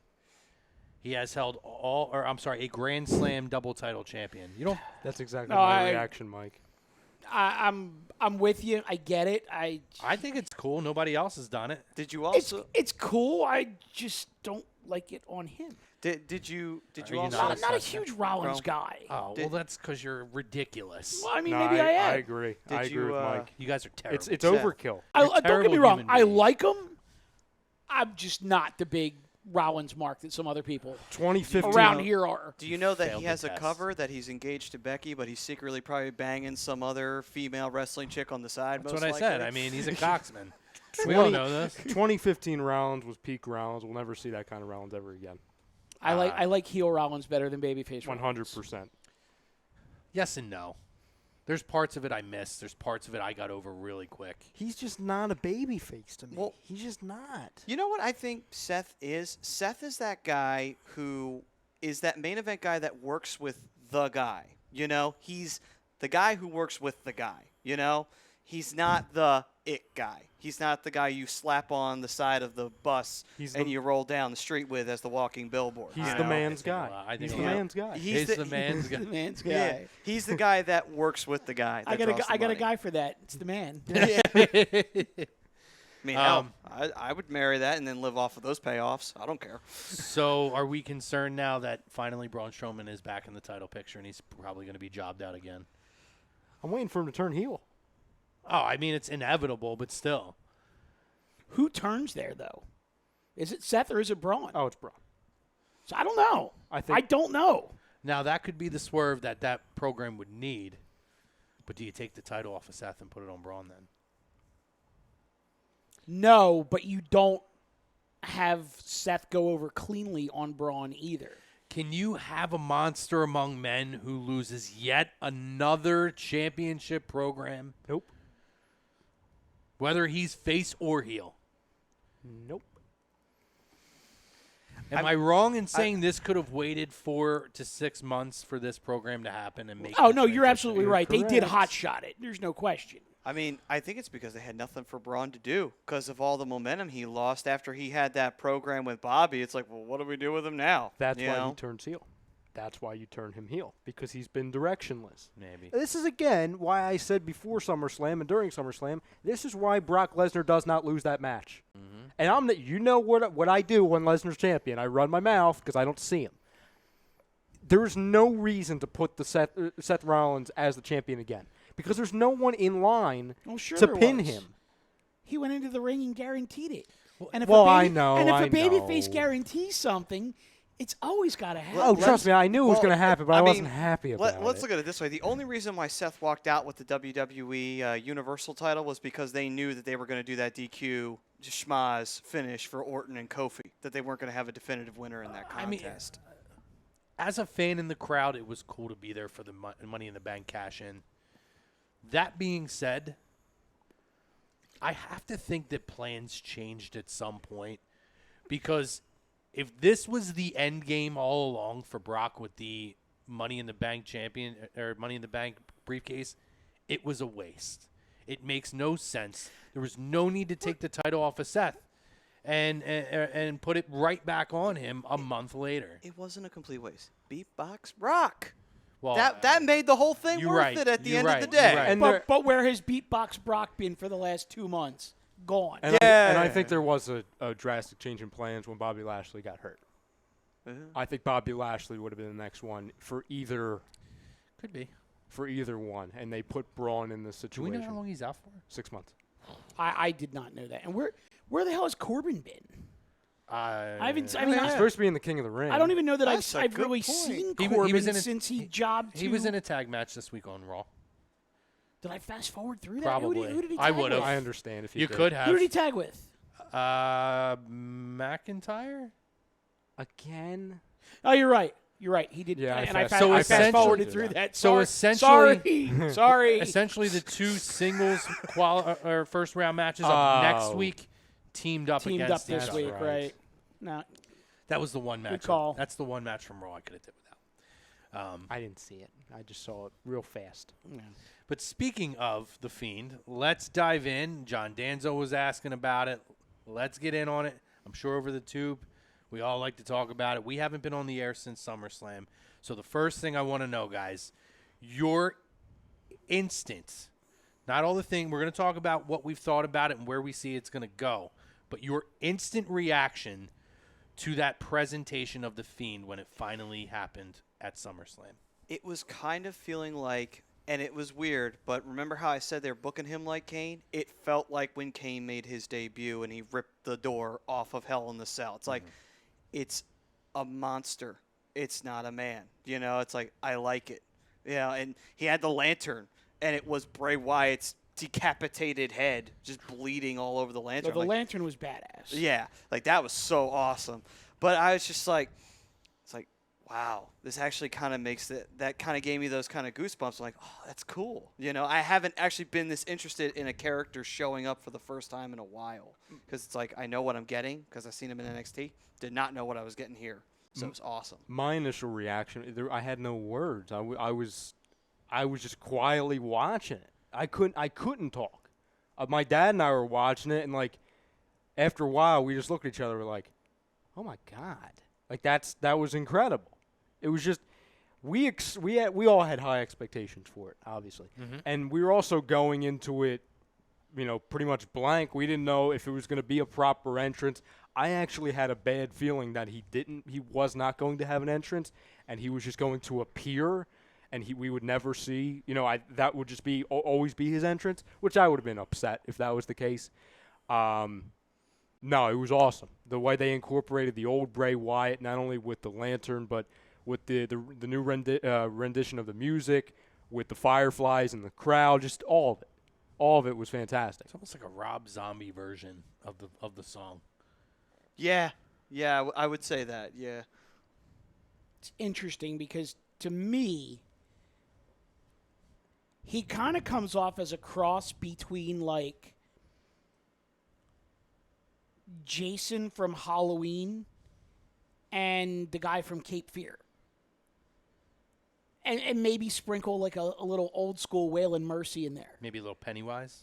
And maybe a little bit. I can't take credit on the Waylon Mercy thing. That was a Bully Ray line, and I heard it and like totally popped for it because it made sense. But But I think his original character was supposed to kind of be a the same twist on along the same Waylon lines Mercy. too. Yeah, and I get that. The only thing I think I would have liked to have seen different about the entire presentation is I wish the lights would have gone on and off during the match. Anytime that Finn even looked like he was starting to regain offense, just have the lights go on and off, and next thing you know, there's Bray or the Fiend with, in total control of the offense. And literally no one knows what happened while the lights were out. Like, just, that sort of idea that he can flip a match, like, in an instant. You know what I mean? Yeah, it's an interesting thought. That would have been interesting to see that presentation of it for sure. I mean, going back to Kane, they used to have the red light when he would come out. Well, we can go back to Sin Cara. Or we can go back to fucking Glacier, who made it Made snow. it snow indoors. Yeah, but I think we're a little closer to Kane on this one. But here's the thing: you could actually just go back to I had to beat you guys to the Glacier reference. go back to Of course. go back to Bray Wyatt, WrestleMania Santa Clara. Yeah. When they did the camera with the yeah. maggots and stuff in the ring. We've seen with that That character. was 33 in Yeah. Orlando. Oh, it was Orlando. Yeah. Okay. For some reason, I thought it was Santa Clara, but yeah, okay, Orlando. So we've seen that, that character or that man has done things to his opponent psychologically in the middle of a match before. Why not build on that? Yeah. Interesting take. And a little bit of Mankind, obviously. Oh, he is I Mankind. enjoyed the Yeah. Mandible Claw. Yeah. I loved everything about it. And I had a SummerSlam party, an all-day party, and I had people over who stayed for the show who aren't even wrestling fans who said, I don't know what I just saw, but that was cool. Is he on Mondays or the other show? Because they don't know the other show. Right. And I said, he's usually on Mondays. And they said, I will tune in or I will go back and watch clips of what that dude does. If That's how you know it works. in another booking world, you could make an unbelievable match between him and Aleister Black somewhere down the line. Down the line, it's an Yeah. absolute opportunity if Aleister Black doesn't talk as much. Yes. That's got to be the WrestleMania match for next year. It has to be. Unless you're putting the Fiend in the title picture.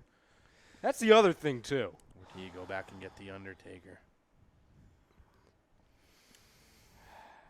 Do you No, get a Fiend versus a Demon match where Finn Balor Yes. comes for his retribution? I actually don't think we see that for quite a while. But for WrestleMania years. from I don't know if they I don't know maybe I don't know if they go that long. I'll tell you why I say that though. WrestleMania would be a long time from now. Not to, well, I'm saying way like years and Yeah. years and they'll go back to this because and not to change subjects, but I don't believe Finn Balor comes back as a babyface. He's gonna join the Styles group. He's joining the OC. The OC? I still call it interesting. the club. It's perfect. Don't call it the OC, please. I don't know. That's why I call it the Styles Let's call it the group. Bullet Club like it was supposed to. Yeah. We can't call it the Bauer Club? No, Not if they're heels. the Styles Club. Styles Club. I don't know. I have a great name for them. Let's call them the Four Horsemen. No. The originality in that is amazing. No. Isn't it? It's Fortune 4. Oh.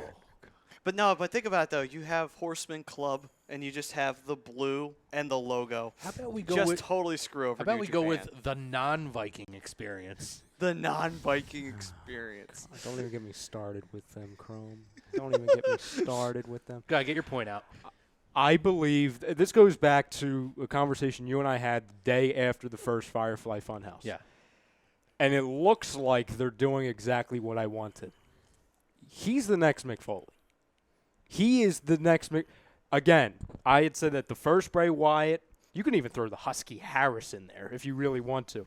You're going to see the many faces. They It used made to be a the faces reference of to it. Foley. Oh, yeah. Now you're going to see the faces of Bray Wyatt. And the reason why I know that to be true, Huskus the pig dog?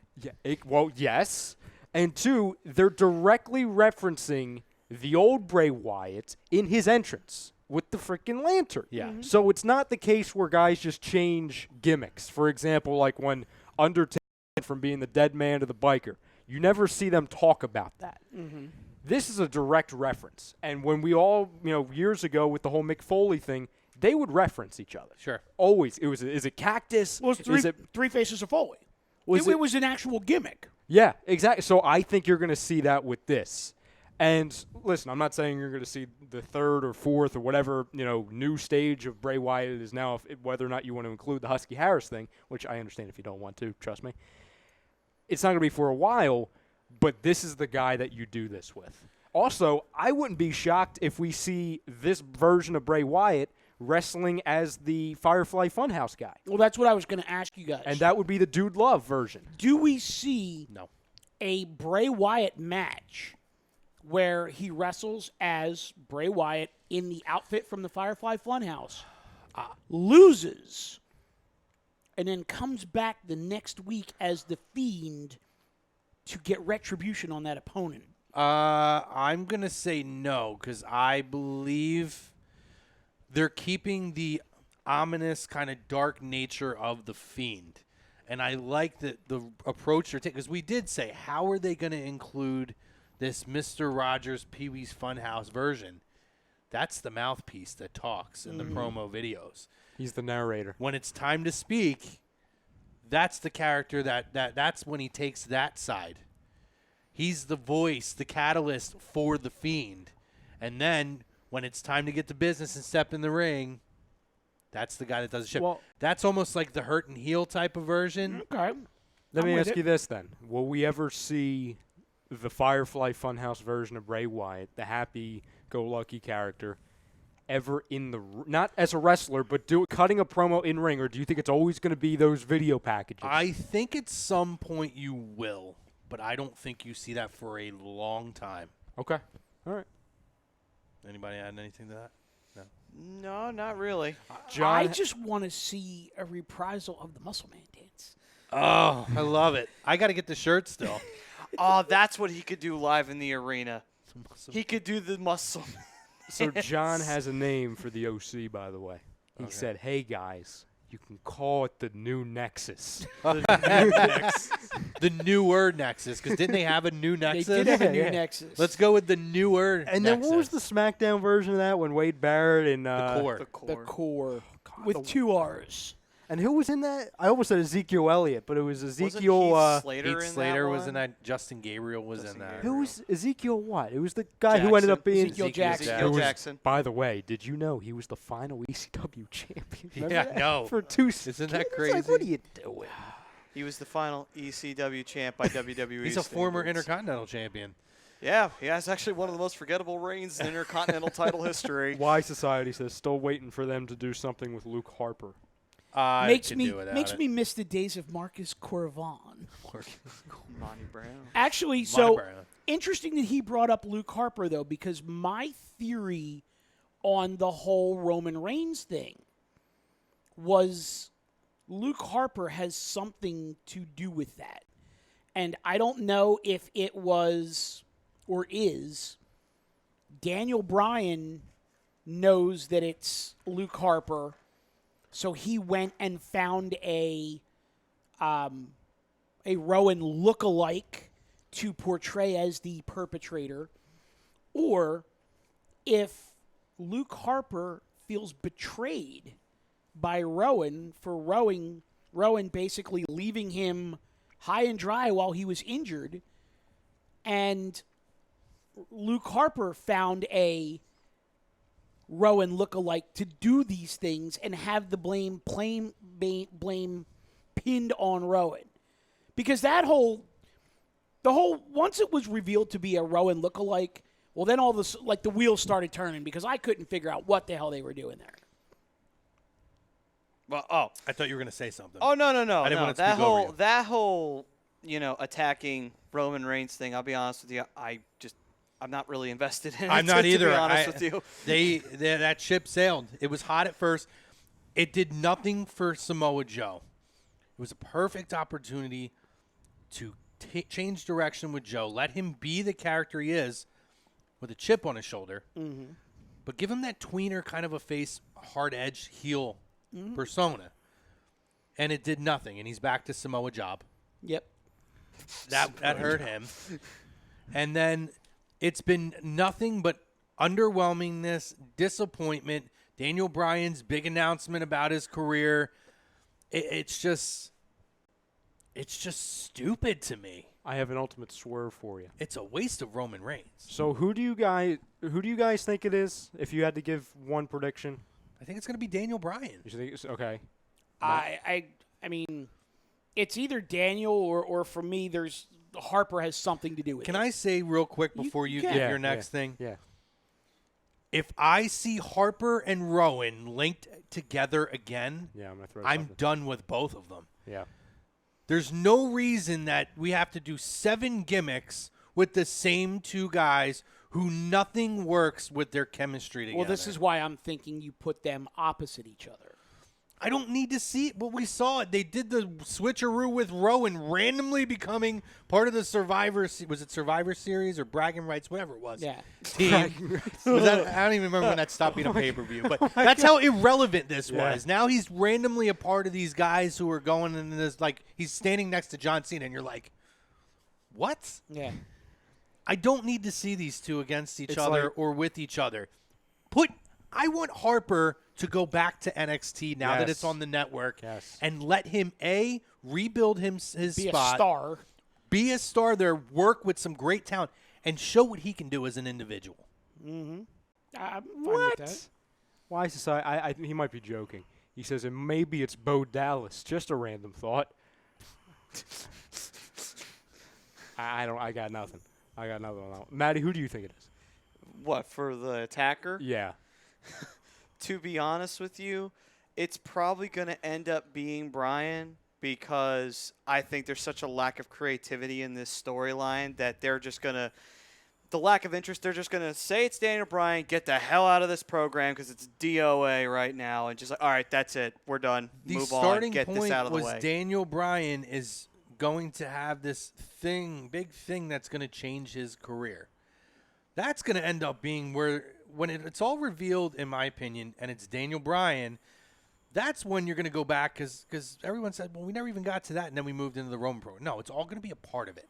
It's going to be some weird – they're going to come up with some weird, lazy, calculated version of why Daniel Bryan is doing this that has been dragged out for 3 weeks way too long already. I don't And understand. took down Samoa Joe while they were at it. I don't understand why, because we talked about it last week, before one of the shows that – we talked about it in our chat, too, that they had a big plan for the end of SummerSlam to involve the whole Daniel Bryan thing, and there was a rewrite, and then they canceled it. John said it's CM Punk. I take it over this garbage, whatever's going on right now.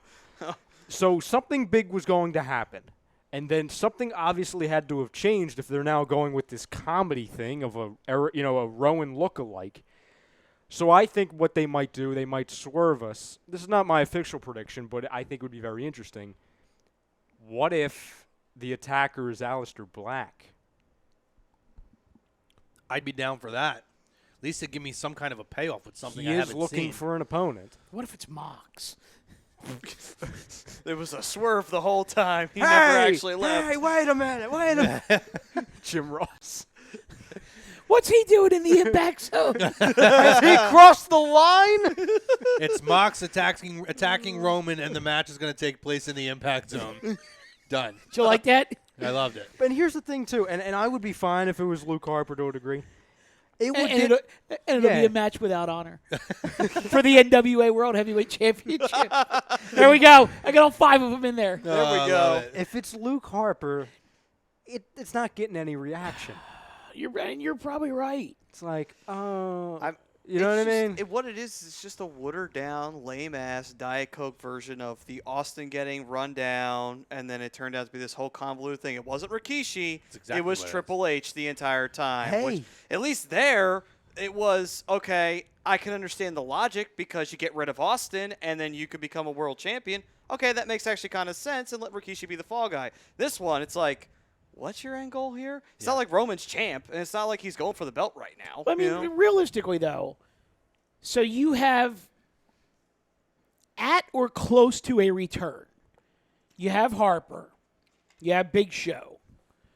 You're eventually going to have Big Show. what the hell's the guy's name? I was And I'm actually going to say that. blanking on his the big guy that just came up from NXT. Oh, was that Lars Sullivan? Lars Sullivan. Oh, no. So you've got Oh, those no. 3. You have Lars.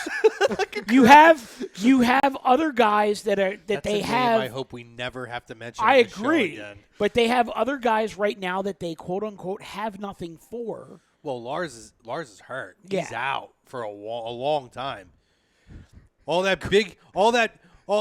overpowering of the Lucha House Party, and who took him down? Could it be Kaz XL? Oh, God.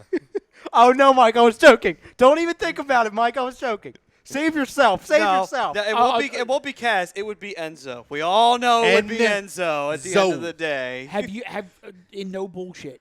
Have yeah. you seen any video of Kaz lately? He looks phenomenal. Yeah. He looks amazing. He is in the best shape of his entire career right now. So is he now Kaz Medium? No, he's still Kaz XL. Okay. Maybe it's just 1X, though. Okay. Kaz XL. Oh, I love it. Yeah, no, I will give you that, Mike. You're right. He looks phenomenal right now. And listen, I mean, I couldn't give a crap about Enzo. I hope for him he gets it together because I always liked the guy. Yeah. I think he just went down a dark path, and I think when him and Carmella split, he was recovering from that knee injury, and I think he just went down the rabbit hole way too far. John has a really good idea, by the way, Okay. for the attacker. We'll be the judge of that, but go ahead. He says, have a fake Dean Ambrose, like they had fake Razor and fake Diesel. Oh, And you Love know it. who you can get to play him?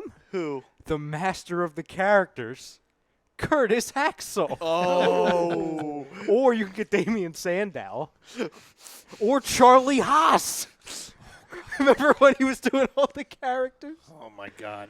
Oh, wow. I'm in.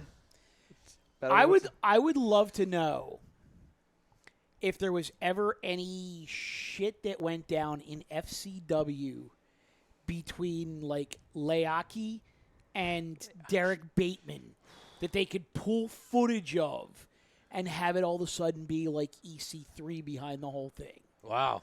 I feel like that would actually get a pop. Well, that's why I say it. I mean, that'd be great. for Everybody's like, EC3. who the hell is Leaki and Derek Bateman?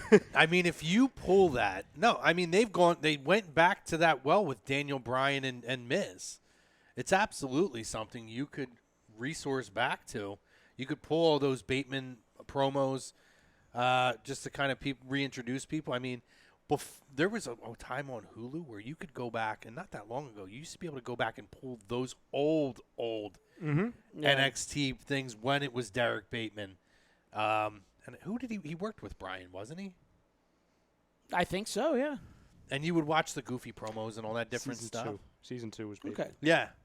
But I mean, he spent time in FCW before he was in the original NXT, and you know, obviously, all three members of the Shield. I mean, if you go back and you look at old FCW results from when those guys were in their prime down there, that was like a major three-way feud down there. Yeah.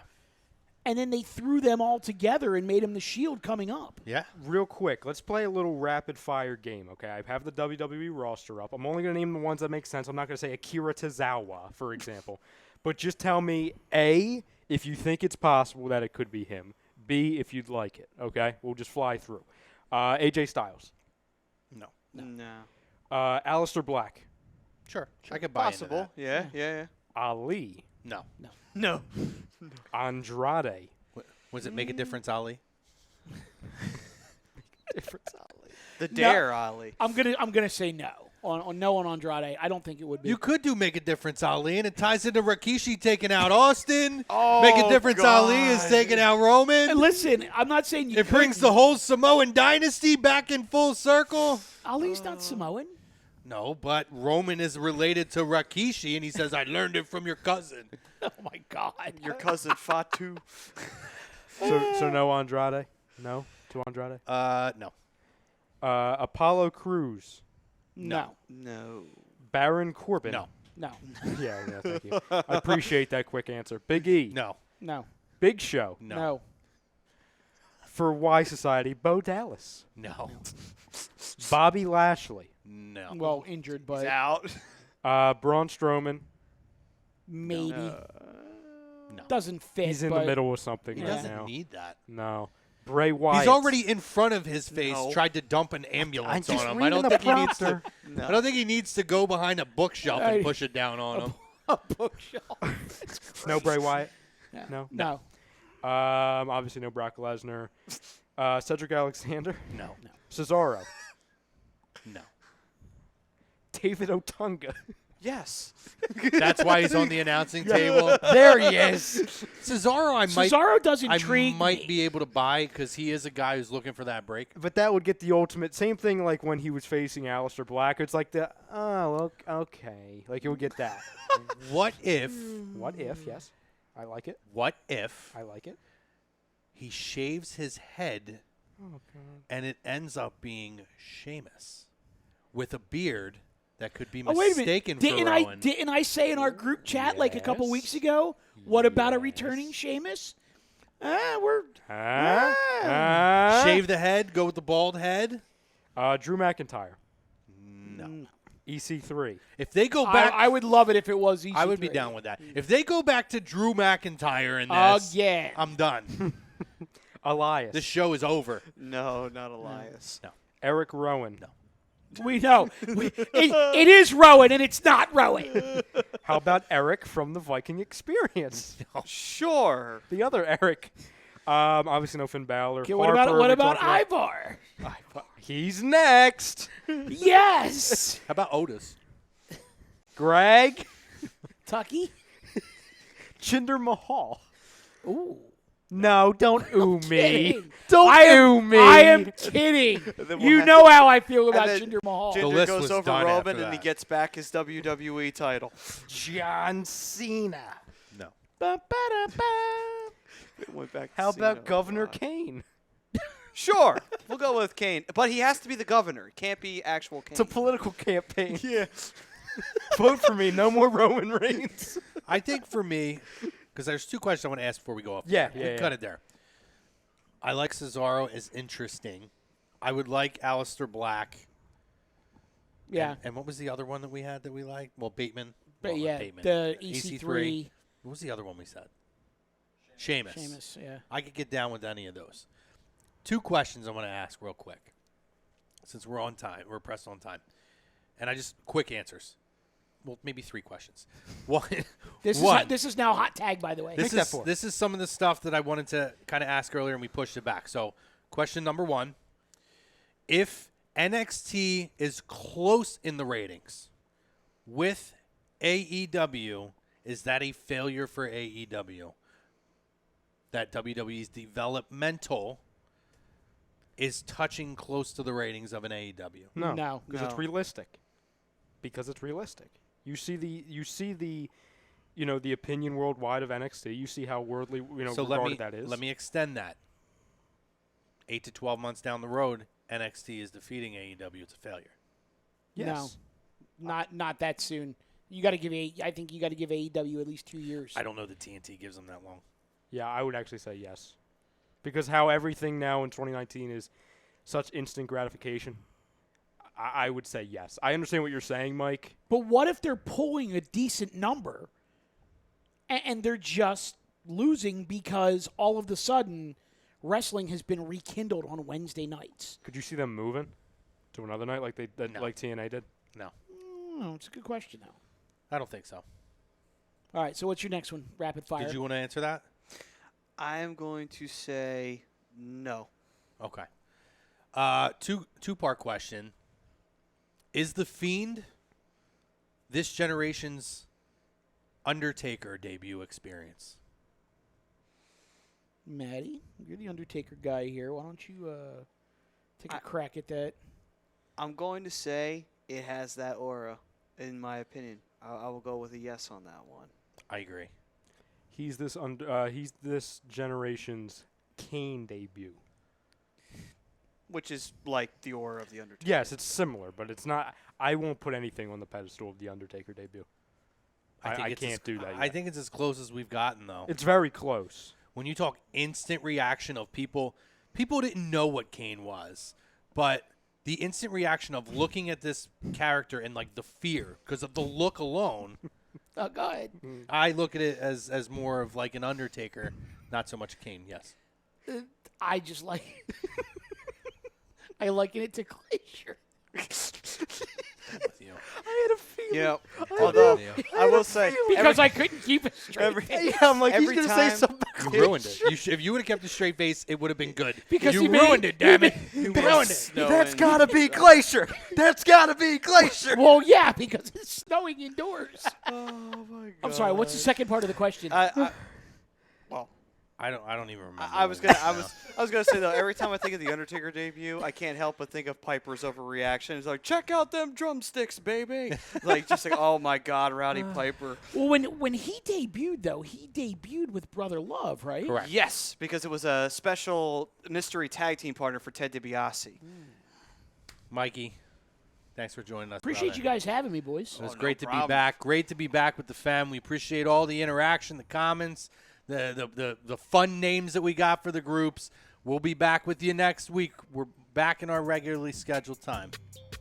All right then. So, Lazy Booking brought to you by Gibson Mayer LLC, your certified public accounts, located at 301 Oxford Valley Road in Yardley, PA. You can give them a call at 215-369-3300. Remember, tax season will be back, so be ready, be prepared, and call Gibson Mayer. For Matty Crow, Mataraki, Mr. Ryan Brodo, stay tuned. Hockey Happy Hour at the top of the hour. The real Triple H coming at you. And make sure you're following all of A2D's shows and content throughout the week. Search us on Facebook. Search us on other social media platforms, A2D Radio and A2D Live. Until next week, guys, have a great one.